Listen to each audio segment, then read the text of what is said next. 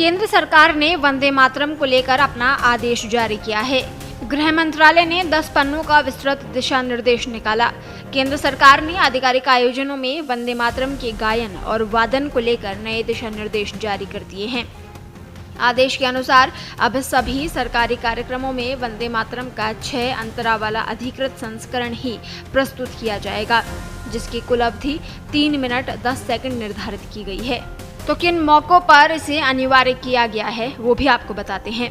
राष्ट्रीय ध्वज फहराने के अवसर पर, राष्ट्रपति के आगमन से पहले और बाद में, राष्ट्रपति के भाषण या राष्ट्र के नाम संबोधन से पूर्व और पश्चात, राज्यों के राज्यपाल के आगमन के समय और राज्यपाल के भाषण से पहले और बाद में।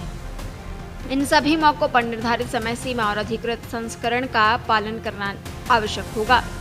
सरकार के इस फैसले का मुख्य उद्देश्य आधिकारिक प्रोटोकॉल के तहत राष्ट्रीय गीत के सम्मान, गरिमा और प्रस्तुति में एक रूपता सुनिश्चित करना है।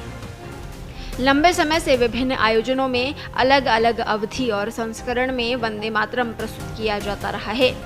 ऐसे में ये नया निर्देश देश भर में एक समान व्यवस्था लागू करने की दिशा में महत्वपूर्ण कदम माना जा रहा है। नए नियम के अनुसार अब केंद्र और राज्य सरकारों के सभी आधिकारिक कार्यक्रमों में वंदे मातरम का गायन या वादन केवल निर्धारित 3 मिनट 10 सेकंड की समयावधि के भीतर ही किया जाएगा। इससे कार्यक्रमों में समय प्रबंधन और प्रोटोकॉल की स्पष्टता बनी रहेगी। जब वंदे मातरम और राष्ट्रगान दोनों बजेंगे तो वंदे मातरम पहले आएगा। गाने के दौरान सबको खड़े होकर सम्मान देना होगा, ठीक उसी तरह जैसे राष्ट्रगान के वक्त नियम का पालन होता है। इसके तहत सरकारी कार्यक्रमों में राष्ट्रगीत वंदे मातरम गाना या बजाया जाना अनिवार्य होगा। अगर किसी कार्यक्रम में वंदे मातरम और राष्ट्रगान जन गण मन दोनों प्रस्तुत किए जाते हैं तो पहले वंदे मातरम और उसके बाद जन गण मन होगा। इस दौरान उपस्थित लोगों को सावधान मुद्रा में खड़े रहना होगा, लेकिन हर जगह ये नियम लागू नहीं है। सिनेमा हॉल में ये बिल्कुल अनिवार्य नहीं है। वहीं स्कूलों में भी ये सिर्फ प्रोत्साहन है, सख्ती से इसे लागू नहीं किया गया है। आपको बता दें, वंदे मातरम को लेकर कई बार सियासी बवाल भी मच चुका है। पिछले साल इस गीत के 150 साल पूरे होने पर केंद्र सरकार द्वारा इस पर संसद में चर्चा की मांग के दौरान बयानबाजी हुई थी।